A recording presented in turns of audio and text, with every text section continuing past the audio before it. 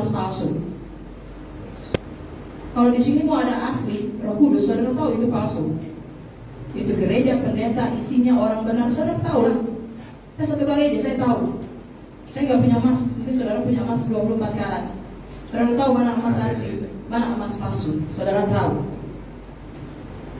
Yang sudah tahu, saudara tetap nyemplung di situ. Abraham tidak. Sekalipun itu bapak kandung, dengar ya baik-baik. Sekalipun itu bapak kandung, ibu kandung, dia tidak mau menajiskan dirinya. Makanya dialah yang dipilih oleh Tuhan, dialah yang diberkati oleh Tuhan. Dari dialah keselamatan itu mengalir sampai kepada bangsa.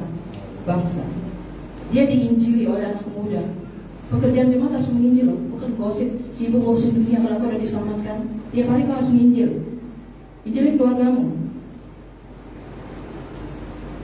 Kenapa dia bisa kenal Yesus? Karena ada yang menginjil. Ada anak kaum muda yang datang kepada dia.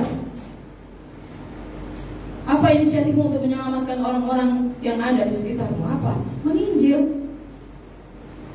Ke rumah orang ngapain? Ke rumah orang kalian susun strategi apa? Rencana apa?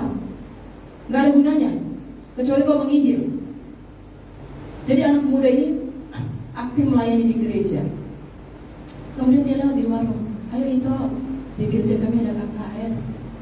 Iya ya, gereja-gereja tepuk tangan, jadi mengajak saya ibadah.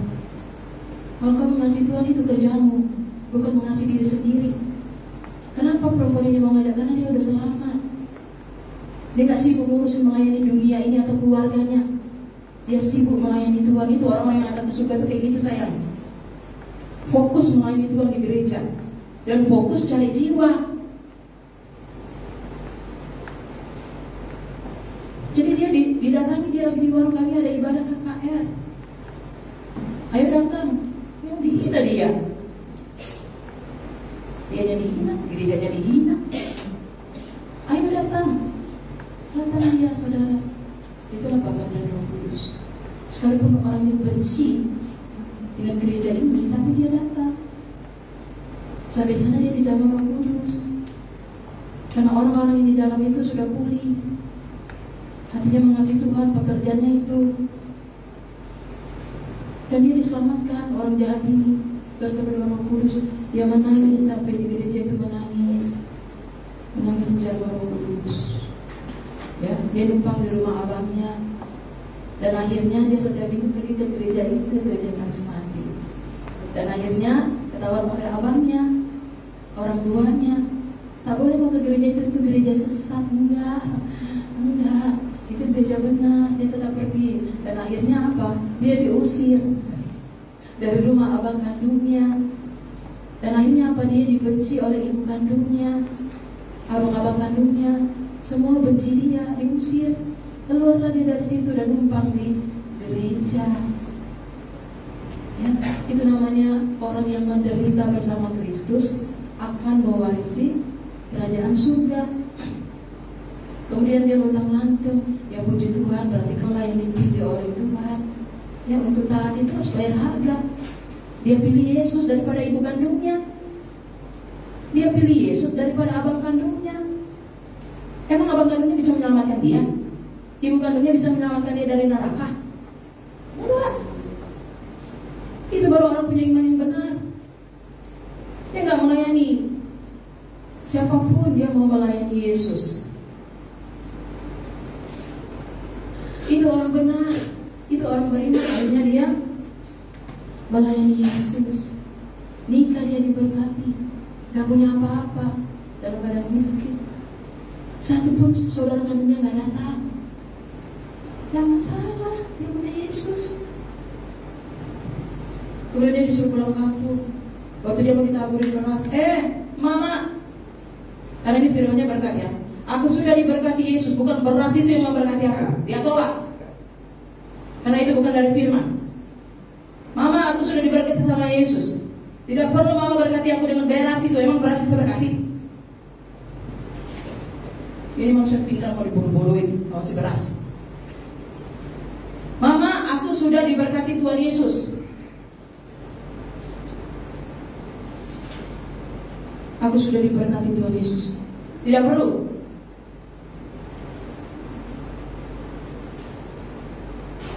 Kalau kau tidak bisa berpihak pada kebenaran, kau tidak bisa menyelamatkan bapak kandungmu, ibu kandungmu, abang kandungmu. Kalau kau kompromi, kau tidak pernah bisa menyelamatkan. Karena dia benar. Dan akhirnya mamanya terima Yesus. Doa siapa yang didengar? Doa orang benar. Dan mamanya sudah percaya Yesus, sudah dibaptis. Ingat itu. Kau tidak pernah bisa menyelamatkan abang kandungmu, ibu kandungmu, suami kandungmu, istri kandungmu kalau kau tidak benar. Dia ini benar. Dan akhirnya semua sekarang, sekalipun pelayanannya masih diruli, keluarganya datang ibadah, terima Yesus.